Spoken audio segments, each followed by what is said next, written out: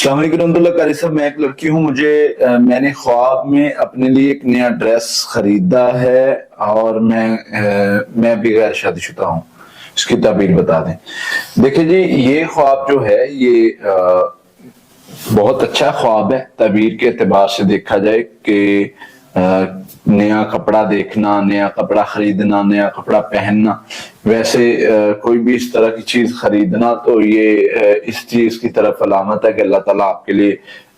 کوئی خیر اللہ تعالیٰ آپ کو عطا کریں گے، کوئی خوشی عطا کریں گے، تو یہ برا خواب نہیں، اچھا خواب ہے۔ دوسرے نمبر پہ کسی بھائی نے سوال کیا ہے، السلام علیکم رحمۃ اللہ قاری صاحب، میں خواب میں اپنے گھر بیٹا ہوا دیکھتا ہوں جبکہ